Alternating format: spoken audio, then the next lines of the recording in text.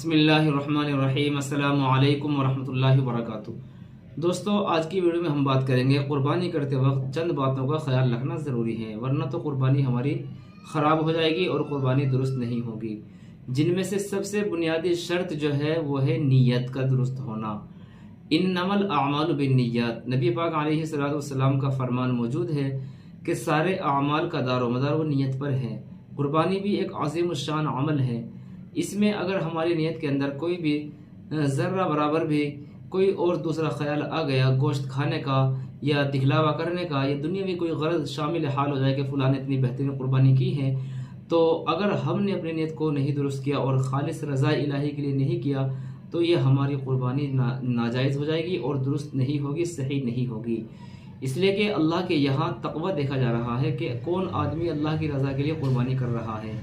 بہرحال سب سے بنیادی بات، سب سے پہلی بات یہ ہے کہ جانور کو خریدتے وقت ہی اپنی نیت کو درست کر لیں، چاہے وہ سنگل جانور ہو یعنی جو اپنی طرف سے قربانی کر رہا ہے، یا وہ ملٹیپل حصے اس میں موجود ہیں، تو بہرحال کوئی بھی جو بھی آدمی اس میں شرکت کرے گا سب کی نیت کا درست ہونا بہرحال ضروری ہوگا۔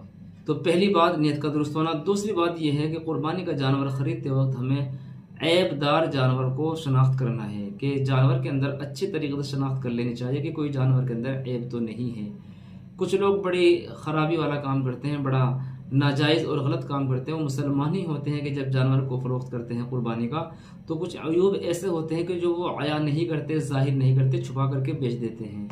نعوذ باللہ، کتنی غلط بات ہے۔ اللہ کی حفاظت، اللہ ہماری حفاظت فرمائے مسلمانوں کے ایسے برے عمل سے کہ عیب کو چھپا کر کے بیچنا بھی بہت بڑا گناہ ہے، بہت بڑا گناہ کا عمل ہے۔ اس لیے اللہ کے نبی صلی اللہ علیہ وسلم نے منع فرمایا ہے کہ سامان کے اندر عیب کو چھپا کر کے بیچنا یہ ناجائز ہے اور حرام ہے۔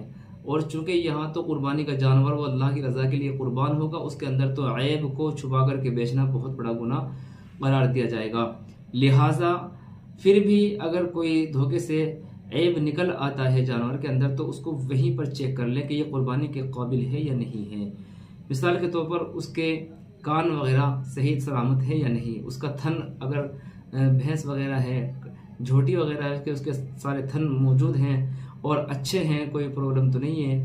اسی طریقے سے اس کے ذہنی اعتبار سے سر کے اندر کوئی چوٹ وغیرہ تو نہیں لگی ہے، کوئی ایسا زخم تو نہیں ہے کہ جس سے اس کے سر پر فرق پڑ رہا ہے، اس کے بدن پر فرق پڑ رہا ہے، اور اس کی ٹانگ میں کوئی ایسی چیز تو نہیں لگ گئی ہے کہ جس سے اس کو لنگڑاہٹ ہو رہی ہے اور وہ جانور زمین پر بالکل گھسٹ کر کے چل رہا ہے۔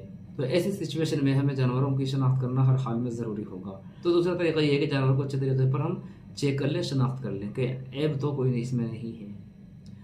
اب اس کے بعد میں جانوروں کی عمر کو دیکھا جائے کہ جانور کی عمر مکمل ہو رہی ہے یا نہیں، کرائٹیریا پورا ہو رہا ہے یا نہیں۔ چھوٹا جانور یعنی بکرا اور بکری 1 سال مکمل ہونا ضروری ہے، بھلے ہی دانت نکلے، 2 دانت یا نہ نکلے، لیکن 1 سال کا مکمل ہونا ان کے لیے ہر حال میں ضروری ہے۔ اور اسی طریقے سے دمبا ہوتا ہے، بھیڑ دمبا، وہ اگر 6 مہینے کا ہو جاتا ہے اور 6 مہینے سے زیادہ ہو جاتا ہے لیکن تندرست ہوتا ہے، تازہ موٹا ہوتا ہے، فربا ہوتا ہے، دیکھنے میں معلوم ہوتا ہے کہ بہت جسم جو سوالا ہے، تو اس کی قربانی کرنا جائز ہے، لیکن 6 مہینے پھر بھی ہونا ضروری ہے۔ 6 مہینے سے اوپر کا یہ چل سکتا ہے۔ بڑا جانور یعنی کٹرا وغیرہ اس کے لیے مکمل 2 سال کا ہونا ضروری ہے۔ اونٹ وغیرہ اس کے لیے مکمل 5 سال کا ہونا ضروری ہے۔ ان کا خیال رکھیں تب جا کر کے قربانی کریں۔ اسی طریقے سے گوشت کی تقسیم کے بارے میں آخری بات یاد رکھیں کہ جب گوشت آ جائے، اگر حصے دار ہیں تو سب کی اجازت کے ساتھ میں سب کو برابر تقسیم کیا جائے۔ اگر کسی نے بھی ناجائز طریقے سے ایک بوٹی بھی فالتو لے لی تو پھر کسی کی بھی قربانی درست نہیں ہوگی۔ تو اس لیے اس میں بھی ہمیں بہت احتیاط سے قدم اٹھانا ہے۔ امید ہے بات آپ کی سمجھ میں آئی ہوگی۔ آپ کے بھی کوئی مسائل ہو، کوشچن ہو، کمنٹ باکس میں لکھیں، اگلی ویڈیو میں انشاءاللہ اس کو بیان کیا جائے گا۔ السلام علیکم ورحمۃ اللہ وبرکاتہ۔